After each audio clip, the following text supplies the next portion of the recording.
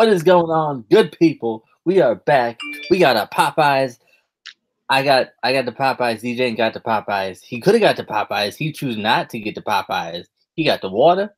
How you get the Popeyes that late though? I thought Popeyes closed at like 10 though.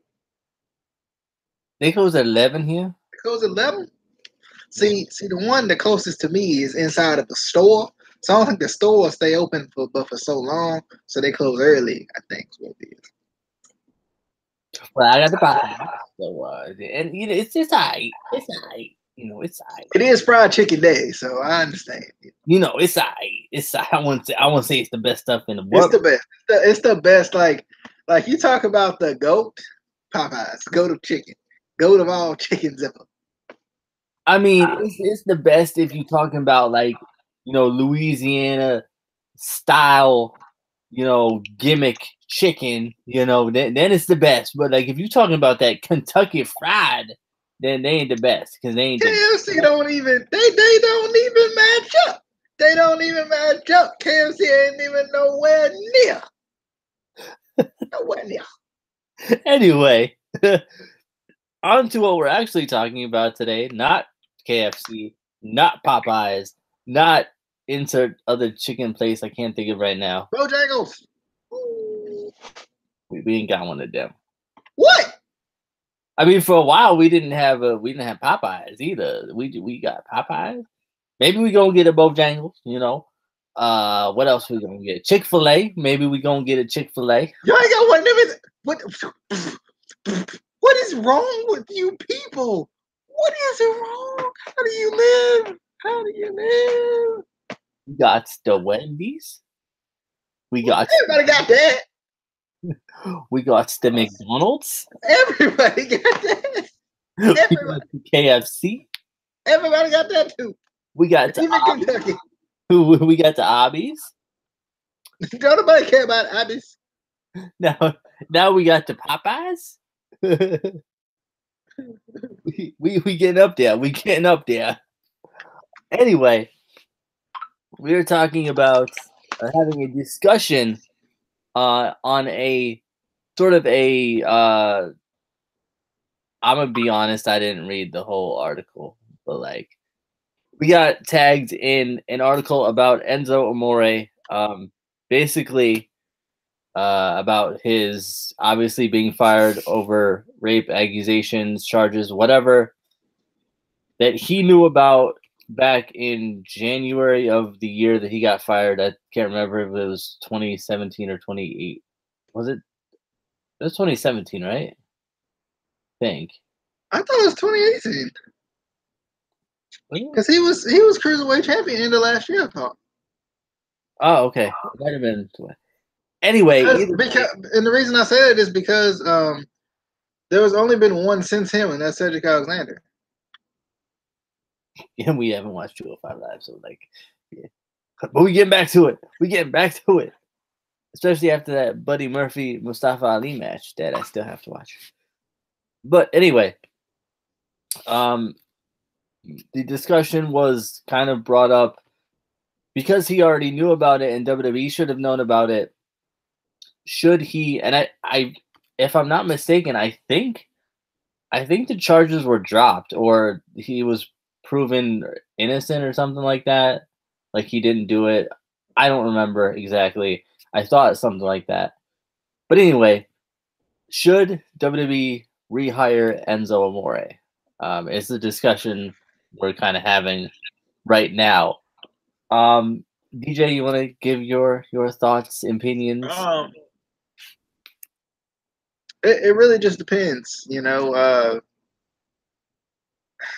from a WWE perspective, probably yeah, because he's kind of like he's not like a typical WWE guy by any means, but he's like an entertainer, and that's what they want, They want guys who are going to entertain people and who are going to be funny and who are going to be witty, and that's what Enzo does. But I mean, I don't know, like from a fan's perspective, all of the positive, kind of the positive comments as far as like him being gone, like, yay, he's gone. I don't know if it would benefit WWE to bring him back. Just because everybody's like, oh, he's gone because he sucked and blah blah blah blah blah. Because I don't know. I didn't dislike Enzo too much, but it kind of goes back to that innocent until proven guilty type thing. Seems like you get put on blast or you get like uh, you get they kind of sometimes they take action too quick, which I think is hard too because on one hand, if they take action like immediately and it turns out he did it, then everybody's like praising the company or whatever. But now in this situation, everybody's kind of like, shouldn't have. I guess kind of the same thing with Rich Swann. You can look back at Rich Swann as well. Him getting fired, and now those charges have been dismissed from him. So, should he have been fired when he got fired too? Probably not. Probably. I mean, they should probably like give you a little bit of leeway, but I think at the same time, it's one of those things where it's like a little bit of the buddy system. It's a little bit of the who who you are type of a thing. Obviously, Rich Swann and Enzo Amore being in the cruiserweight division aren't going to get the same treatment as Brock or Roman or Seth or somebody like that who's kind of a little bit higher up. So I think that plays a role into it too. But the overall question of should they rehire him, it really just depends on what type of thing you're looking at. From a WWE perspective, yeah, but from a fans actually caring about him, no. Unless they bring him back as a heel, because you can bring him back and let him be a genuine heel, and there you go. Sarah says Stone Cold never got fired for beating up Deborah. LOL. What did Sarah say? She said Stone Cold never got fired for beating up Deborah. LOL. Rip. Yeah. We like to keep that past out there though. Just saying. We love to do that. That was years ago, but we like to keep that out there though. Like we can't forget nobody. Like, anything ever. But this is hard because I think from a legal standpoint, if he was proven innocent, that he didn't do anything, yes, he should be able to be hired back. Again, from a fan standpoint, I'm not going to say I wouldn't bring him back. I would maybe bring him back as like a manager or something because, I loved Enzo, when he was in NXT. And then for the first couple months when they were brought up, I still liked him. But it wasn't for his in-ring talent. Like, we can be honest, Enzo was not good in-ring. He wasn't. But he was really good on the mic. When you let him be himself and, be Enzo, he was really good on the mic. I could see him being a really good manager for somebody. No. No, he has the beautiful Alicia Four. But yeah, I could see him being a manager. I wouldn't bring him back as an in-ring because he just wasn't good as an in-ring competitor. Are you going to get backlash from people? Obviously. There are just some people that it doesn't matter if you were proven innocent, guilty, whatever. Yep. All they go on is the accusation. Yep. This girl could come on national TV with a lie detector test and say that he didn't do it, and people would still hate him just for the accusation. That's the kind of society we live in. Mm-hmm. So obviously he would get hate. He would get, all this backlash. WWE would probably get backlash, but at the end, I think he should return at Backlash. I think it just. At the end of the day, it's all about, is he going to bring money? And I think he will. I think he would bring money. Whether he's a face, whether he's a heel, people are going to come to see, what's he going to say? What's he going to do? And obviously, Big Cass isn't there, so he doesn't have to worry about that because they were not on good terms anymore. With Yeah. all the things that Enzo was saying about him after he was released or fired, whatever. But, kind of back to Sarah's point as well. It does hit on our point, or my point earlier about it kind of depends on who you are. Yeah. Obviously, Stone Cold being a main eventer, being the highest drawing guy maybe ever. Like it was one of those things where we might turn a blind eye for now. Let's let this thing play out first. So, I don't know. So yeah, I don't know. It's something that I wouldn't want to have to deal with personally. I wouldn't want to have to be the guy to pull the trigger either way.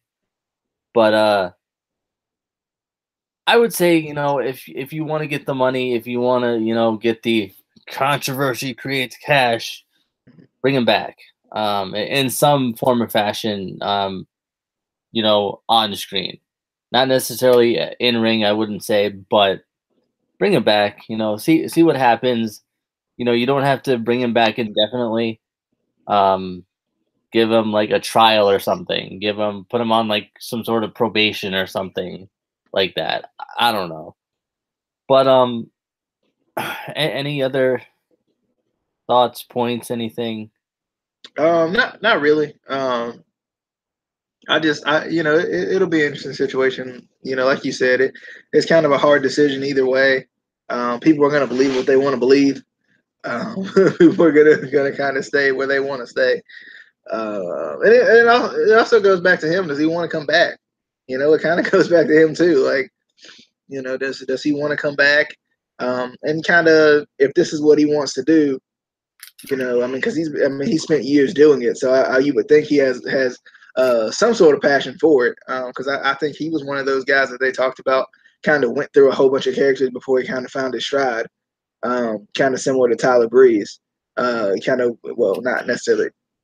Anyway, but he kind of it took him a while to find his stride with obviously Enzo and Big Cass, and then with the cruiserweight, the little cruiserweight run as well. So it kind of just depends on him. If he wants to come back, if he wants to, I think being in it for as long as he was in it, I think he's got to have some sort of a passion for it. Obviously with the help of the Performance Center, they can figure out the in-ring stuff if they wanted to bring it back in-ring. We've seen people improve, and we've seen people improve. It really takes the fans to have an open mind about it. If they've really improved or not, because fans will hold your first match against you forever, Eva Marie. I'm just saying, fans will hold your first run, your first match, on top of you forever. So. DJ's right. People have gone back to the Performance Center, had special training, and gotten better, and then some haven't. Ava Marie.